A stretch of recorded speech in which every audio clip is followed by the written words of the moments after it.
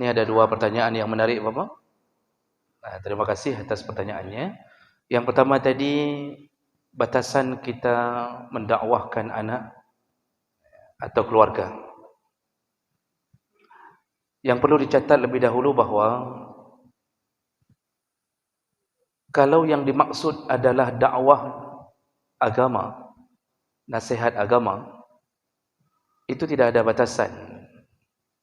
Batasnya adalah kalau bukan anak kita yang meninggal, kita yang meninggal. Itu batasnya. Walaupun dia sudah menikah, seorang anak perempuan ketika sudah menikah, ayah tetap wajib mendakwahkan anaknya. Contoh kalau anaknya tidak taat pada suami, ayah telefon anak, nak taatlah. Kalau engkau taat, kami pun masuk surga.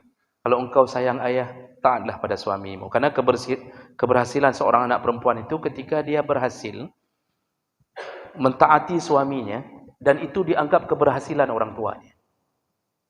Maka ada hadis yang menyebutkan, ketika seorang perempuan tidak berani pulang ke rumah ayahnya, ketika ayahnya sakit sampai meninggal, lalu kemudian dilaporkan ke Nabi, kejadian ini, kata Nabi, ayahnya masuk surga karena ketaatan anak perempuan itu kepada suaminya yang melarang dia keluar rumah.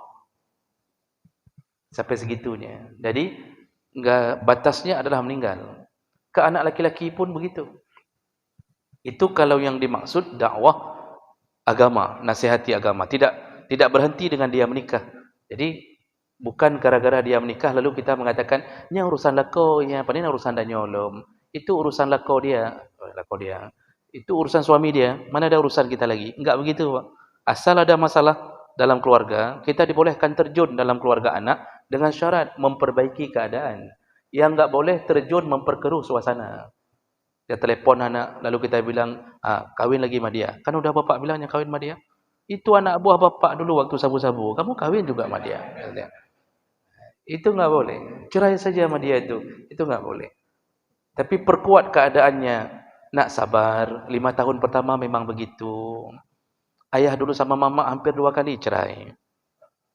Untung bapak sabar. Kalau enggak, udah ada mama lain. Teruslah sampai meninggal dunia. Jadi yang bapak dengar selama ini sampai menikah itu apa? Itu nafkah. Bukan nasihat. Itu urusan urusan nafkah dalam fikih Islam. Untuk anak perempuan bisa berhenti di saat dia telah ditanggung nafkahnya oleh suaminya.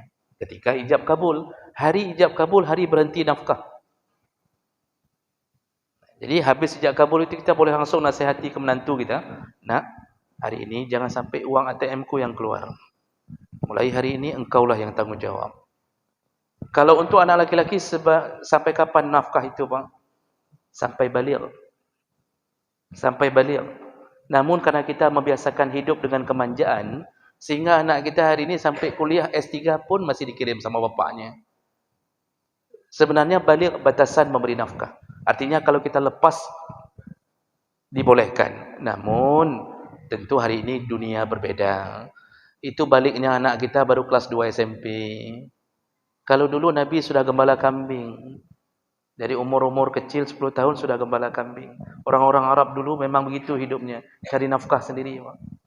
Jadi itu bicara masalah nafkah. Kalau nasihat tidak berhenti. Kapanpun anak kita laki pukul istri, panggil.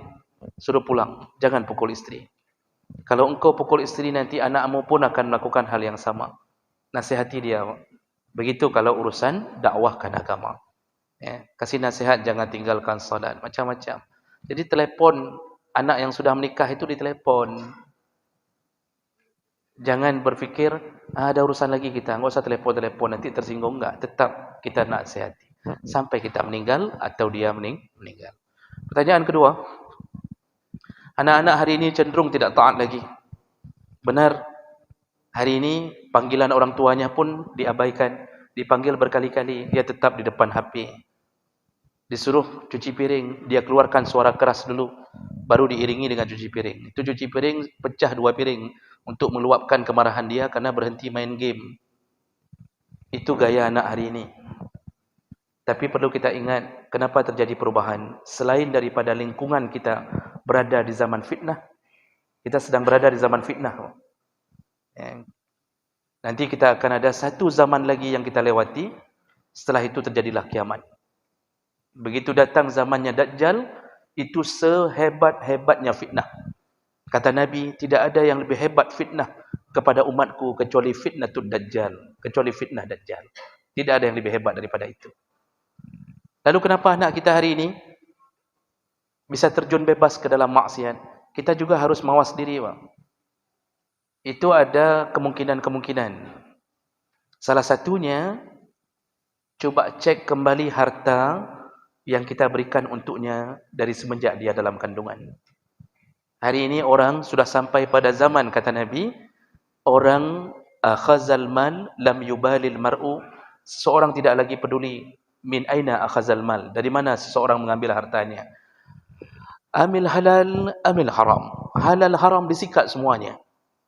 Pekerjaan baik, tapi dia sikat yang haram.